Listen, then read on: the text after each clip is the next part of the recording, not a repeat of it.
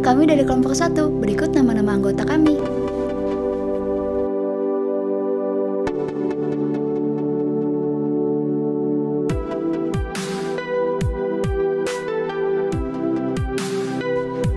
Judul materi kelompok 1 adalah suku bunga bagi hasil dan jasa bank lainnya.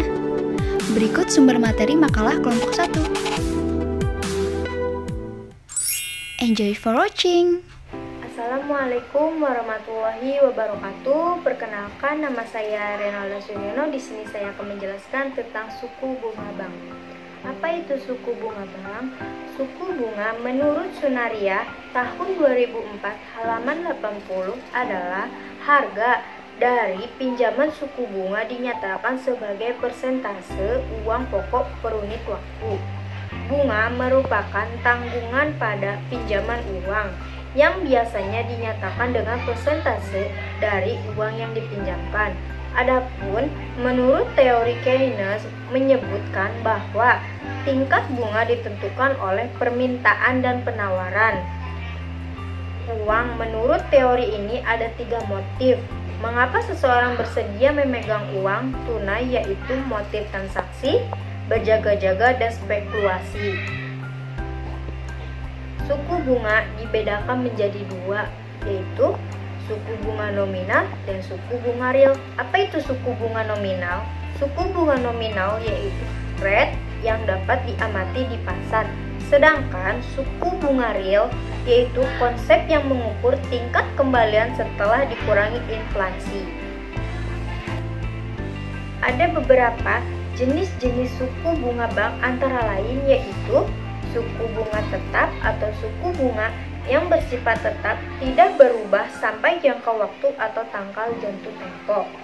Suku bunga mengambang atau suku bunga yang selalu berubah mengikuti suku bunga di pasaran. Suku bunga flat atau suku bunga yang jumlah pembayaran pokok dan bunga yang besarnya sampai setiap bulan. Suku bunga efektif atau perhitungan suku bunga yang mengacu pada sisa utang milik debitur. Suku bunga anuitas atau suku bunga yang suatu rangkaian sistem cara penerimaan atau pembayaran yang tetap dilakukan secara berkala pada jangka waktu tertentu. Contohnya seperti bunga yang diterima dari obligasi. Fungsi-fungsi suku bunga bank yaitu sebagai penabung mempunyai dana untuk diinvestasikan. 2. Suku bunga dapat digunakan sebagai alat moneter. Yang ketiga, pemerintah dapat mengatur sirkulasi suatu perekonomian. Dan yang keempat, tingkat suku bunga di negara manapun mempunyai suku bunga yang berbeda. Adapun faktor-faktor yang mempengaruhi suku bunga bank antara lain yaitu kebutuhan dana, persaingan, kebijakan pemerintah, laba yang diinginkan, jangka waktu, jaminan pihak ketiga, hubungan baik, produk kompetitif, reputasi perusahaan, dan kualitas jaminan. Ada jenis-jenis bank dengan suku bunganya, yaitu suku bunga Bank Indonesia, suku bunga Bank BRI, suku bunga Bank BNI, suku bunga Bank Mandiri, suku bunga Bank BTN, suku bunga Bank Sentral.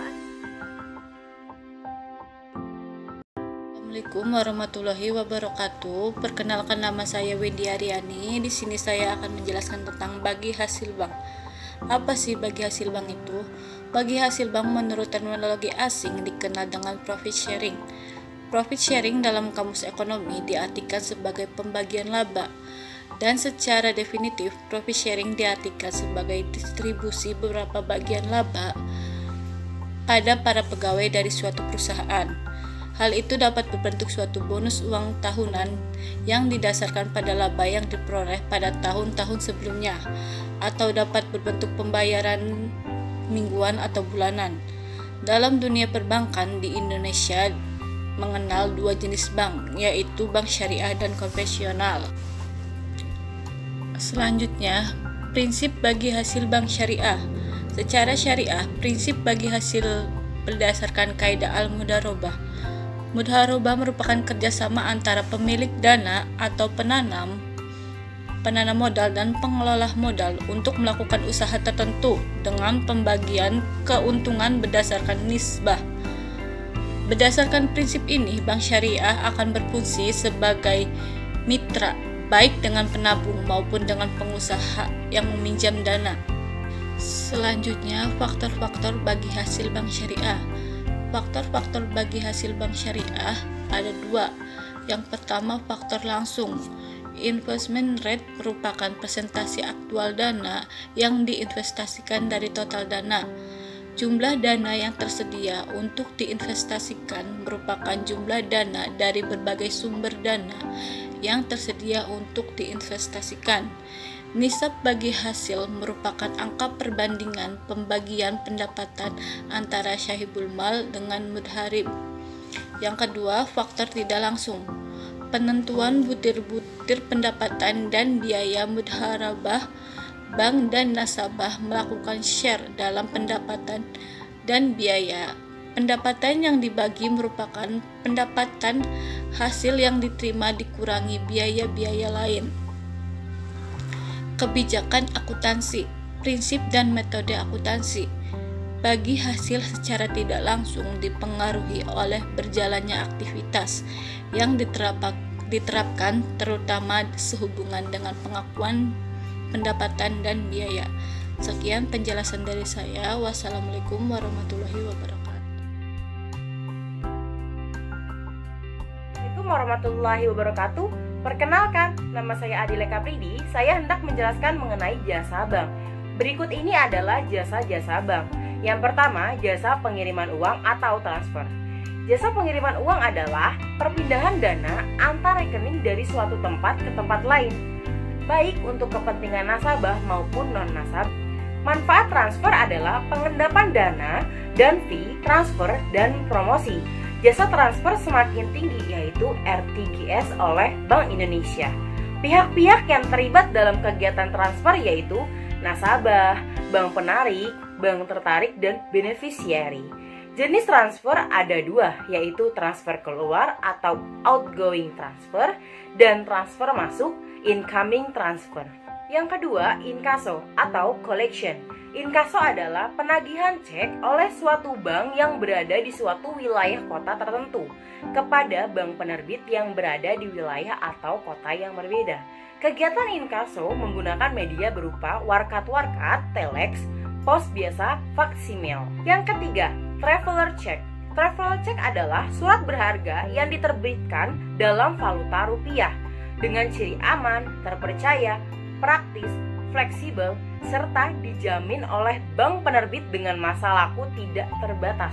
Cek ini dapat digunakan sebagai alat bayar kepada penjual barang dan jasa yang telah bekerja sama dengan bank issuer.